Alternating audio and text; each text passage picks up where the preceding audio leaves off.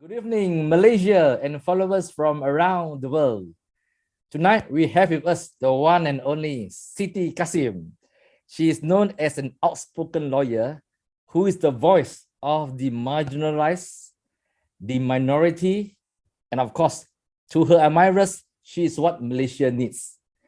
Malaysians have seen enough of politicians who have compromised their positions for power and to hold on to their posts. Malaysia is sick and tired of them. She is refreshing, but you either love her or you hate her. There's no middle ground here. She's garang, okay? And she has been called all kinds of things. She has been called apostate, murtad, troublemaker, rebel rouser, whatever it is, okay? She has been arrested so many times that she has remand for lunch and dinner. Okay, welcome, Siti Kasim. Yeah, thank you, thank you. What an introduction. Yes, but I'm none of it. You know, the media has got to build that persona and that perception. Okay. Yeah, well, yeah, they like to create something so that it becomes news. Yeah. So yeah, to me that's their right to form an opinion, whatever. It doesn't matter to me. I know myself. Yeah. Okay, Siti, I'm going to ask you the first question right now. Yes. You represent the marginalized, the Orang Asli, and the COVID-19 pandemic has affected everyone. All of us ask, when is our next salary? When is our next meal? Will we still stay on to a job? It must be much harder for the Orang Asli and the transgender and the marginalized. I mean, you deal with them all the time, but especially now, what has it been like for them? Well, okay. First of all, I must make this clear that I am not their spokesperson or representative of the community, or meaning like the Orang Asli or the transgender or the LGBT. I am just a lawyer who defend their rights and empower them and tell them that they do have rights. So yes, I mean during this period, it is very hard going to everyone, especially the Orang Asli as well as the transgender, especially. Yeah.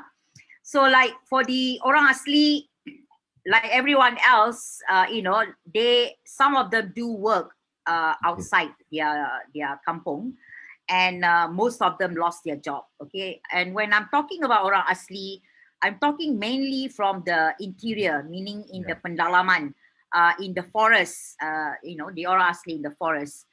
So if not because of the pandemic, they would have be able to work outside. But now they don't have lost their jobs, so they need to go back to their kampong and work in their kampong, like farming or finding anything for them to go and sell outside. But unfortunately, even during this pandemic, there are still work going on in the forest, logging, and planting, musangking and all that. So this cleansing of the forest affecting the Orang Asli. Now, I don't know whether you have heard in social media on how the elephants and as well as tiger, they have come out from, they lose their habitat. So they start attacking the Orang Kampung, the Orang Asli's village, as well as their farms. So now every time they tanam food, in which they could have survived even if there is no money, all their ubi kayu, their pisang, whatever they all destroyed by the elephants, and they even destroyed their homes. So these elephants, these wild animals, have lost their habitat because of the forest, the logging's going on. Even during this pandemic, they are still logging inside. So I get this news every time. The Orang Asli telling me, Kak, habis kami punya tanaman semua kena dihancurkan oleh gajah. So so it's affecting them. And talking about the trans, now the first thing that happens, a lot of trans, not all of them, but some do work as sex workers. Of course, there's no clients now. Okay, and these people most of them do not have KWSP. So how are they going to dig from their KWSP? And all the help, the government help doesn't reach to them. Yes. So, and not many NGOs helping them, except a few like seeds and all that. So it is really difficult for the trans actually. They Siti, are really, really bad. Yeah. I mean that they're activists, lawyers. Do you get paid representing the Orang Asli and these minorities? No. No. We don't ask for payment actually. Yeah. Yeah. It's always pro bono. Everything comes out our own pocket, or because I do fundraising under the Bar Council. Currently, I am the chair for the committee for Orang Asli. So I try to do fundraising for the committee. So any costs incurred by lawyers involving in cases with regards to the Orang Asli, then we try to pay them only the costs. As well, the money also used to support the Orang Asli in terms of if they go to courts, we support them, the costs, and anything that involved with the case, we try to pay for their costs lah. Like coming down to KL to meet with the lawyers, things like that. So no money goes into the lawyer's pocket at all. Most of the times, actually, the money comes out from our own pocket. Yeah. So it is not a job that a lot of lawyers would want to do, I'm sure, right? Not many. I can count maybe in one hand. It's always the same lawyers that, but there are now new young lawyers who are willing to come in and do the work for free because they want to learn, how to do litigation, strategic litigation with regards to public interest cases. So that's quite, warming to know that many lawyers will do it, but still will need guidance from our senior lawyers, who have done the cases. Yeah. I understand that you make it a point to go to Kelantan to meet these Orang Asli once a month. Is that correct? No.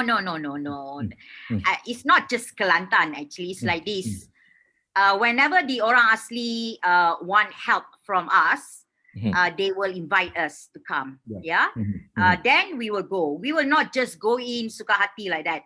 If they invite us to come, then we will go and tell them what they need to know. And then if they want to take up, the case, then we will find lawyers. Then we will work together as a team. But it's not just Kelantan. I have made visits many in Johor, in Selangor, in Perak, in Pahang. It's just that because the events that happen in Kelantan is much more exposed. So that's why people think I only work in Kelantan or Asli just because I don't like the government, the state government there. But it's not true lah. It's nothing to do with the governments of the state. It's more on the Orang Asli who want our help. So I am involved in all of the states, not just Kelantan. Yeah. What are the main issues affecting the Orang Aslis generally in all these states? Land, because current Orang Asli, their villages and their areas, what we call as ancestral land, most of them is under the state government, okay? And without consulting them, without asking them, without discussing with them, they just transfer the rights of the land to a third party. So, we have signed UNDRIP, the United Nations declaration on the indigenous people, right? Yeah. So our country should actually consult the indigenous people if they want to do any project. That is what is required. The free, prior, informed consent. Okay, that is the things that they must abide to, but in which they never did. So there are so many issues with the Orang Asli in our country, actually, in which every time if we take matters to court, we will win. Okay, many cases already proven that the Orang Asli do have ancestral land rights, Yeah. but not recognized by the state in which they live. So this is the problem. The failure to recognize decisions made by courts, so each time the Orang Asli have to go to court to fight. So this costs a lot of time, money, and effort, on both sides, lawyers as well as the Orang Asli themselves.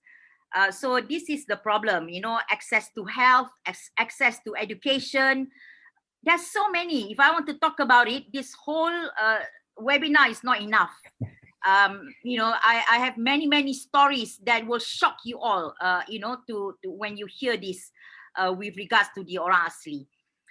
So this is why we keep battling on to help them. And lately, I mean, during Pakatan Harapan, at least they were quite sensitive to the Orang Asli issues, yeah. But when it comes to the change of government, suddenly the Menteri Besar of Perak say, they don't have rights. I mean, come on, he should know that there are many cases that actually says otherwise. So this is the issue, the disrespectful towards our original people of Malaysia. And we are not talking just in Peninsular Malaysia, but also in Sabah and Sarawak. So, I mean, we shouldn't be envious towards our Orang Asli, because a lot of Malays seem to think that apa lagi Orang Asli nak, because they think that Orang Asli been given everything that by the government, kan? And then because when they claim their land ancestral land is so big and huge, okay? So they think that the Orang Asli are being greedy. But it's not. Actually, you must understand, when they claim that area of land, it's not for them to, start working or making big plantation or what. It is to protect the forest. The protection of forest is for us as well. And when there's less trees, the water becomes, not clean or whatever, and the water comes out to us. So, you see, they are the natural protector of forests, actually. So we must understand that it's not about greed.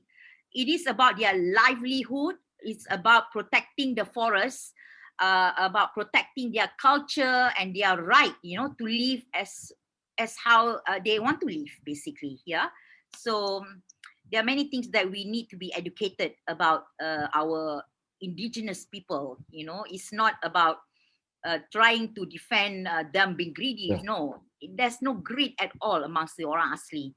They just, their relationship with the land is very, very close, very close. Yeah. I want to touch about logging in Kelantan.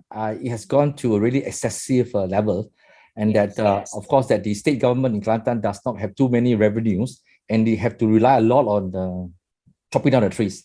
What are your battle with the Kelantan government, in particular the past government over there, on logging? Oh God, yeah. I mean,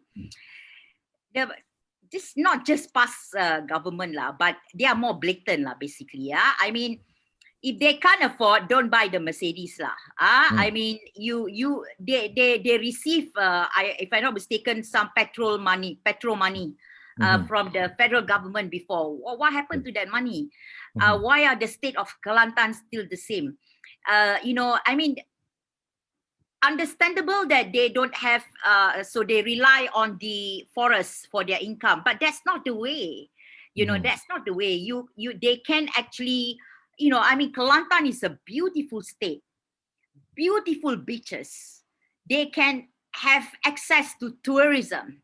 They can actually open up to factory or things, manufacturing, stuff like that. Why is it not happening in Kelantan? Why are there lack of tourists in Kelantan? They can have income in many other ways, beside logging, basically. Even if they let's say now they protect the forest, they can have loads of tourists to go into the forest, and actually preserve the forest and let people who love nature to go in there. build proper roads so that people can have access to the beautiful nature in the forest and that will benefit as well for the Orang Asli. And not just the Orang Asli, all of the Kelantanese, they can go business inside and things like that. So there are many other ways to do it. But who knows what's wrong with the Kelantanese government?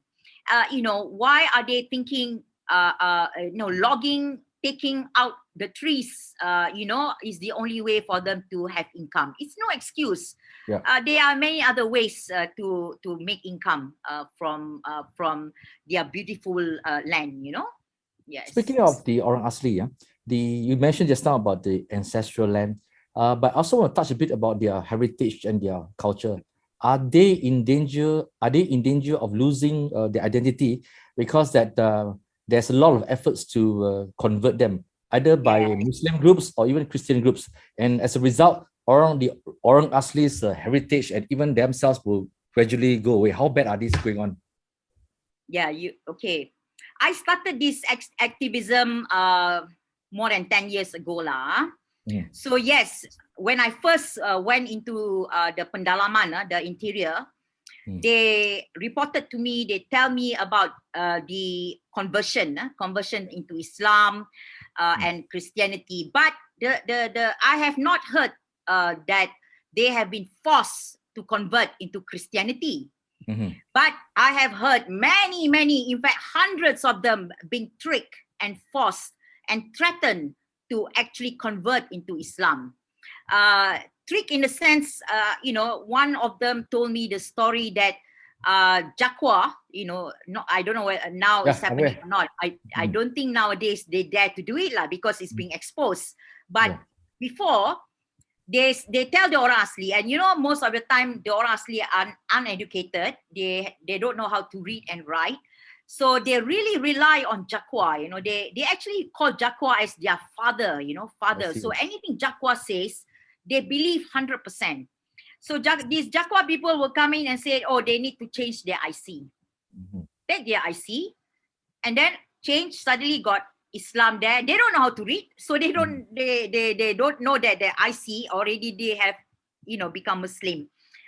And so this is because when they become Muslim, right, some of them they are told their cultural ways like sewang and all that haram, okay. So they cannot do that because it's against the religion. And one must understand the psyche of the Orang Asli as well. They are very humble, very obliging, very trustworthy, trusting and all that, and fear towards the authority. Okay, so whatever the authority says, they will be like takut. I mean, imagine if police go in, they will run into the jungle. Just seeing the police itself scared them. Okay, but since they know more and more about their rights, they're becoming more braver now. Okay, and they speak up for themselves and all that. So this used to happen a lot before, but and those who have been tricked and they always ask me how to convert, meaning they want to go back to their original faith. Once you I mean, into Islam, then it's hard to get out, unless you take matters further to court or something like that. Yeah. Are they been properly vaccinated? I heard that they also shy away from vaccination. Is that correct?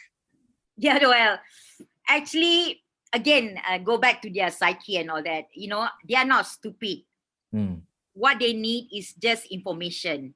Of course, they have heard news about vaccination is bad. The all the fake news and all that. Or not fully informed, so they are scared. Just like me as well. In the beginning, I saw these videos about people collapsing after vaccination. I also say no, thank you, I don't want. But of course, after knowing and reading more, I have the privilege to be able to have access to information. So I know that it's the negative side is very minuscule. I can even die anytime, even without the without the vaccination, I can die as well. So this is what they need, information. So like, for example, the Dr. Izandi or Izanda, or I can't remember his name. He's the doctor in the Gombak Hospital for Orang Asli. Yeah.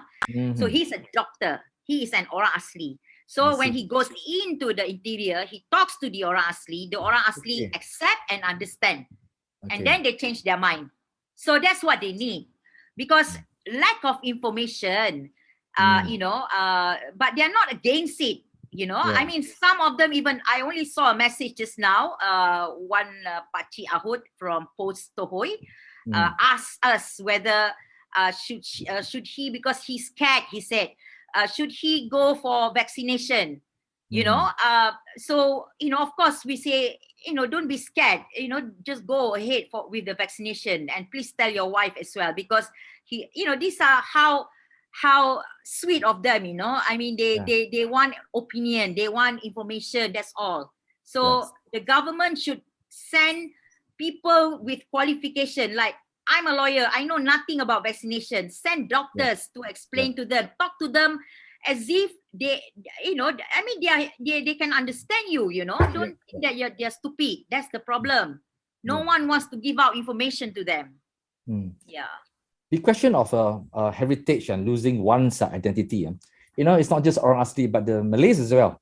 I mean, in Kelantan, the wayang kulit, menorah has all disappeared. Do you think that the country has become more Arabized, or Talibanization has happened in this country, where more and more of Malay culture has disappeared? Oh, of course, not just Kelantan lah. Look in Johor. The country. Yeah, the whole country. I mean, when I was younger, compared to when I was younger, nowadays you go to Kenduri Kahwin, not even a music, not music even, like, it's dead. You're going to a funeral. All of the cultures that we used to have is gone. But some Malays still do it, like some still have joget, like I'm from Malacca, that we used to have like angkat Raja Sehari, with the rotan they built, all that, and the Raja and the pengantin sit on that, and they carry the pengantin and all that, and so many of our cultures gone. So it's because more and more Malays are influenced by this very closed up idea of Islam. Okay, this is the problem that we are having, is because the understanding of what Islam is, being controlled by certain section of the society, and then it is being condoned by the government, by allowing policies and laws to be made by these people who come from this traditionalist background, of Islam. So this is the problem. Why I'm speaking up a lot about the way Islam is being sort of taught in Malaysia. To be honest, the reason why I speak up, because it involves me. Okay, these policies and laws that they decide what Islam is according to their minds, what is Islam is, and I don't agree. So, but I am forced to actually follow their idea of Islam. If they do not impose this on us, as a Malay, and then I don't care how you want to practice your faith, to be honest, because faith is personal. I cannot tell them your Islam is not right, is wrong. Nor do they can tell me whether my faith and my belief in Islam is right or wrong, because it is very personal on how I believe in God. Yeah. So why are we forced, through laws, and policies that through these people who have a different version of Islam, which is rather so-called, very closed idea of Islam, and their interpretation is not what we interpret, a lot of Malays like me. But we are forced to be quiet about it, because look, anyone who says not about Islam, but just the practice of Islam by certain people are being oppressed and suppressed, and then being lynched in court. Basically, they are being charged, and all that. It is really crazy. I can talk all day long about this. I believe the problem in this country comes from this issue. Is what kind of Islam that has been spread in Malaysia, to the extent that Malays can support somebody who is so corrupted with billions in his account, and call him a bosku, okay, and actually worship him, and actually accept a statement made by this Muslim who call himself a Muslim in a political party, saying that it is better to elect a Muslim who is corrupted than a non-Muslim who is clean. Yeah. So how do they manage to control the minds of the Malays like this? It's because they keep on brainwashing the Malays that Islam is this, Islam is that. You cannot go against your leaders in Islam. You cannot go against the liberties. You cannot go against this. And that, they believe that. So much so, when a leader in a political party says that, they accept it. They are unable to use their brain anymore. So this is where our problem lies, to me. When do you think that this all started?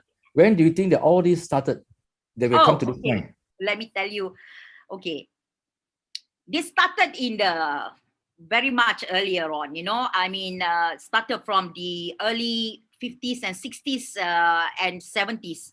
But it started off with this kaum muda, Yeah. They started off actually with well-intention to revolutionize Islam. And then somehow, it became this Wahhabism and the Salafis, so these are actually two different things, but they are connected in a way. But to cut the story short, because obviously, there's a long history of it, how it becomes today. So, but I would say that the type of Islam being taught today is due to the Saudi influence, Saudi money as well. The Saudi, really pour their money to spread the Saudi Salafism, okay? Yeah. And this, through Abim,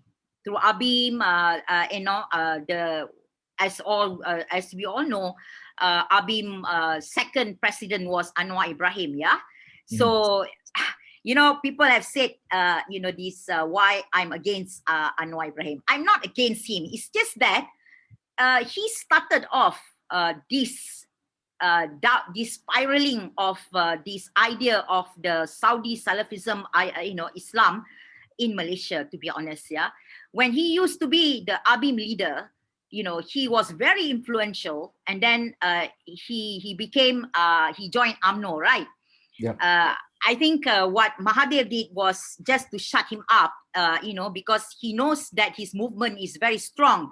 So yes, to shut him up, bring him into the house, but that is the worst thing Mahathir have done, because when he became the Ministry of Education, he flooded the education system with his people, okay? Mm-hmm. Yeah. The setting up of the UIA or IIUM now, is another way to impose the idea of this type of Islam. So the spread of this, started off with him. I don't know, maybe he has changed now. He realized the mistake he made, but it's too late. But what I see is that, he started the down spiraling of the understanding of Islam to the version of the Arabs. Even Arabs is changing now. But we are not. We are getting worse, with PAS as a political party.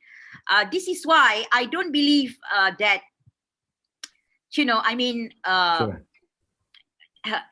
that we can solve this until and unless a strong leadership is able just to do what is needed to actually overhaul the education system, get rid of these people who are brainwashing our kids, and therefore I propose the separation of religion and state.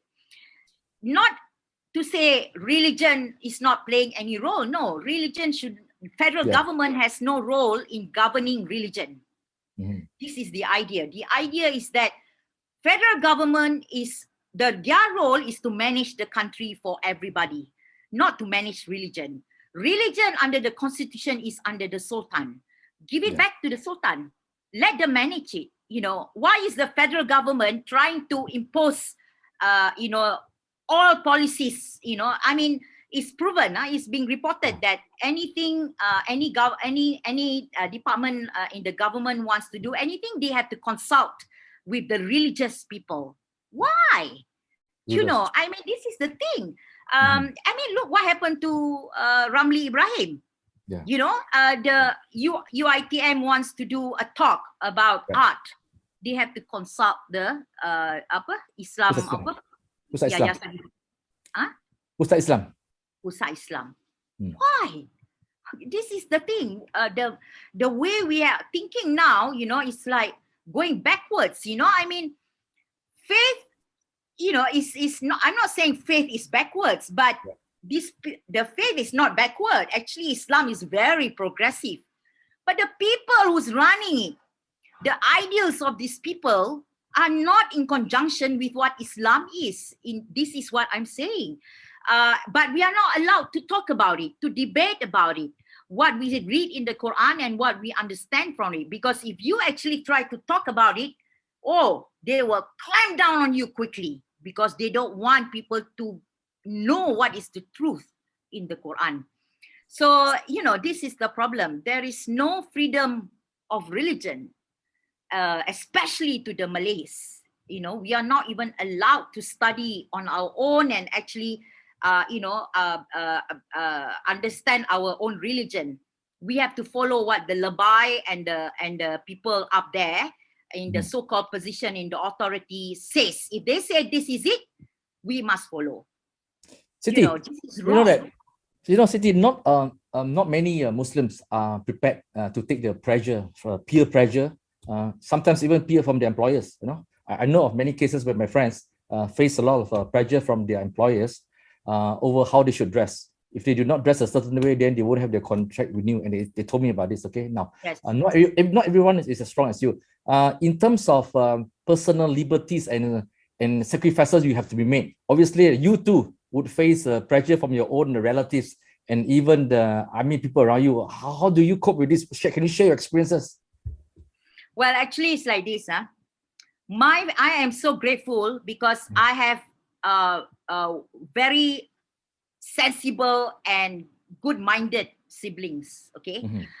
Of course, at one time they saw this picture that of course, a lot of fake photos or fake flyers being made about me, right? And one of my brothers saw it, right?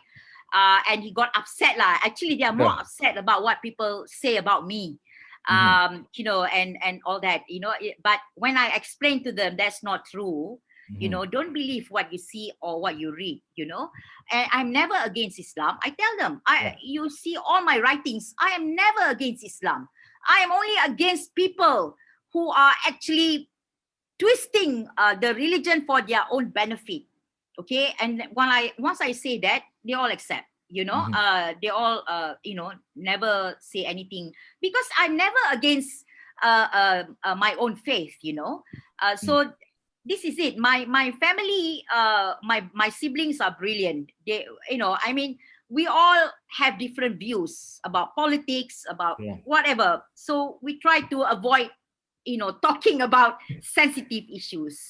So that's fine. But I just want to say to people who feel pressured by their peers, by their society, I know not everybody can be strong as me. Even I'm not strong, to be honest. I do have my days as well. I'm human being. I do feel sad. I do feel affected by people who say things which they don't even know me. But what to do? That is the way life is, But first of all, believe in yourself, okay? Number one. Number two, you do have rights. If, for example, you are being pressured in your workspace to do something which you don't agree with, and it's not related to your work, you sue your employer. You come to us, if you get that, you come to us, come to the lawyers, we can try and help you to do a public litigation, meaning that public interest cases that employers cannot impose. I know, I've heard the same thing as well. If you don't wear tudung, you won't get promoted, This is not just discrimination against women, and but also the same. If you wear tudung, you have to open your tudung in order to be promoted. That's wrong as well. So no one can tell you how to dress, because I know for sure there is nothing like that in the government policy, like in schools, like wearing tudung for the children. It's nothing to do with the government. The government don't have such policy. Not during BN, not during PH, to be honest. So it is the practice of these people, the teachers, the headmistress, and the headmasters. They are the problem, and these are the people that need to be taught a lesson. But as well, KKM, not KKM, Kementerian KPM, must take action lah against these people, kan? Not just say, oh, it's not our policy, we don't have that. But actually, we, as parents, as a person, we must be more assertive. Don't let anyone step on you. Don't let anyone, tell you that you cannot do this, you cannot do that. So it is about empowerment to oneself, but the problem with our society as well is that, tak sikap tak apalah, they don't want to challenge because it's not our culture, it's not our way, and so it is we can still be nice and polite. I am most of the time very polite and very nice. Those who knows me will say so, but you don't try to step on me lah and treat me like an idiot. That's the time I will rise to it lah, Explode. So if you want to see my middle finger again, you shout and scream to me lah for no reason. I will do what is necessary just to show my contempt to them. So no, be very strong to ourselves. Don't feel that you are nobody, you are uneducated, you are just because you work as a cleaner, you have no, you cannot voice up. No, you have rights no matter who you are, not just because you are professional. Actually the professionals are the worst. To be honest, I meet a lot of these laborers or what. They are very nice. No issues, whatever. But I think this sense of empowerment actually must come from education and from family nurturing as well. And I'm like this. Not all in my family is like this, but it's born in me as well. I suppose always a person who is not accepting blindly to whatever people say. Why do you think that, Siti, why do you think there's this obsession in Malaysia over how a person is dressed? Perception and formation, perception and ideas are formed. Like, for example, our Olympic gymnast, Farah N, she performed very well. She put her heart, and instead that she's been attacked on the social media over the way she dressed instead of her performance. Why do you think that dressing is such a big issue in Malaysia? Oh, because they're told lebay, and their ustad keep on emphasizing on the physical side of a person. They keep on saying that wearing tudung is a must, and otherwise so this, and then it's a cultural thing as well. Malay, the Malays especially, not all only some idiots that think that they are Mr. and Miss Perfect. Okay, I always say that before you want to comment about somebody else, you look yourself in the mirror. Are you Miss and Mr. Perfect? But you see, because they've been brainwashed, they've been brainwashed that it's okay to actually denounce or shame somebody just because they are not like you, just because they are not wearing tudung, they are wearing clothes which is considered as haram, whatever. They don't understand that person's sins is their burden. It's not your bloody burden. You mind your own business. Yeah. So this idea, no, they cannot accept that. They cannot accept this idea that mind your own business. To be honest, that's the best thing. Like in my family, my brothers and sisters, they know they have to answer themselves to God. So they don't interfere in anyone's faith or whatever. They mind their own business, and that's how it should be. So when you see Malays like this who comment on the physical of somebody instead of seeing what that person is doing, it shows the level of intelligence they have, the level of understanding of their religion they have, which is none, the level of their thinking. So this shows that how many Malays actually knows about their own religion. They think that by body shame somebody and call people names and all that, they feel powerful. But to be honest, if you meet in person these people, they are cowards. Do you think they dare to say that to your face? They become very bold, jadi hero behind their keyboard warriors. So seriously, it's all about education lah. Yeah. Are you hurt when people call you murtad? They can call me whatever. They answer to God later on. I'm not hurt at all when they call me a murtad. Because who are they? Are they God? To me, I'm not answerable to them. They can call me whatever names, as what I've said recently. You can call me fat, ugly, or fake, or whatever. That's your opinion. You have the right to your opinion, because beauty is in the eye of the beholder. You may disagree with me with my opinions, and that's fine. But I will draw a line where you actually make fake news about me. You actually say things which I never said. When you actually threaten me with death or whatever, then I will take action. So you can't stop people from saying things about you. Despite I never intended to be a public figure, but because I'm outspoken, I guess, then people tend to agree to my message and some disagree, and that's fine. Yeah. So they feel they have the right to actually judge me without actually knowing exactly what the content of the message that I'm trying to pass on. But no, I don't care what people say about me, as long I know myself, and I'm very sure of who I am, basically. So I think that's immaterial in my mind, So if they know about Islam itself, what it says about you alleging someone else as murtad, then you will not say that easily to anyone. But of course, most of them lacking of knowledge, about the punishment in calling out someone as a murtad. And I leave that to God, basically. I have no issue. Yeah. Given the way that Malaysia is shaping, do you think that you're fighting a losing battle? I just had a conversation just now with my friend Saha about leaving the country. Don't. But I said, this country is still holding on. You know why?